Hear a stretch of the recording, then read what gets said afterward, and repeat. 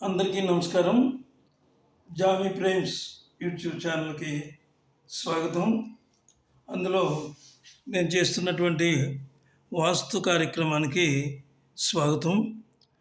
ఈరోజు మన వాస్తు కార్యక్రమంలో దక్షిణం యొక్క శుభ అశుభ ఫలితాలు గురించి ఈరోజు మనం మాట్లాడుకుంటున్నాం. ఈ దక్షిణం అనేది చాలామంది ఏం చేస్తారంటే ఈ దక్షిణంలో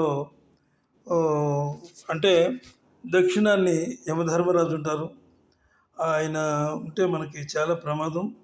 మనకి దక్షిణాన్ని గుమ్మాలు కానీ లేదా కిటికీలు కానీ లేదా ఏ విధమైనటువంటి చిక్కులు ఉండకూడదు. మనకి తూర్పు కానీ అలాగే ఈశాన్యం కానీ ఉత్తరం కానీ గుమ్మాలు ఉంటే మంచిది అని చాలామంది అనుకుంటూ ఉంటారు. అయితే అది నిజమైనప్పటికీ కూడా వర్గులు ప్రకారంగా ఎవరికి ఏ దిశ బాగుంటుందో వాస్తు శాస్త్రంలో చెప్పబడింది. ఇప్పుడు మనం చెప్పుకునేది ఈ దక్షిణంలో ఉండేటటువంటి వర్క్కి సంబంధించినటువంటి వ్యక్తి గురించి. ఈ దక్షిణం వచ్చింది అతనికి, అంచేత ఈ దక్షిణం గురించి చెప్పుకున్నాం. ఈ దక్షిణం అనేది ఉత్తరానికి ఎంత అయితే ప్రాముఖ్యత ఉందో దక్షిణానికి కూడా అంతే ప్రాముఖ్యత ఉంది. ఈ దక్షిణంలో ఎప్పుడు కూడా ఇది పటంలో నేను వేసాను చూడండి. దక్షిణంలో ఎప్పుడు కూడా తక్కువ స్థలం ఉండాలి. అలాగే పడమరలో కూడా తక్కువ స్థలం ఉండాలి.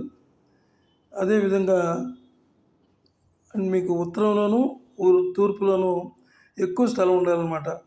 ఆ రకంగా మీరు సెట్ చేసుకుని ఇల్లు కట్టుకుంటే అద్భుతమైనటువంటి ఫలితాలు సాధిస్తారు.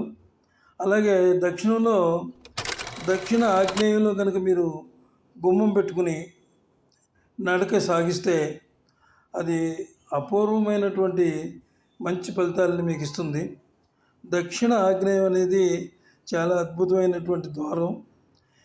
ఈ దక్షిణ ఆగ్నేయంలో ద్వారం ఎప్పుడైతే ఉందో ఆ ఇంట్లో వివాహం కాని అమ్మాయిలు ఎవరికైనా ఉంటే వాళ్ళకి ఖచ్చితంగా వివాహాలు అవుతాయి. అలాగే వాళ్ళ కాపురాలు కూడా చాలా చక్కగా అన్యోన్యంగా ఉంటారు. వాళ్ళు భార్యాభర్తలు అన్యోన్యంగా ఉంటారు.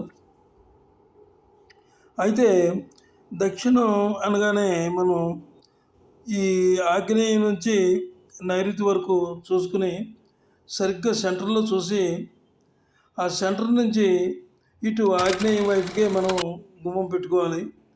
సెంటర్ నుంచి అటు నైరుతికి వెళ్ళకూడదు. నైరుతికి కనుక వెళ్ళి గుమ్మం పెట్టినట్లయితే చాలా ప్రమాదం. అది ఇంట్లో ఆడవారిని కృషింపజేస్తుంది. అనేకమైనటువంటి ఇబ్బందులు, కష్టాలు, నష్టాలు చాలా జరుగుతాయి. అలాగే అంచేత నైరుతికి వెళ్ళకండి, గుమ్మం అక్కడ పెట్టొద్దు.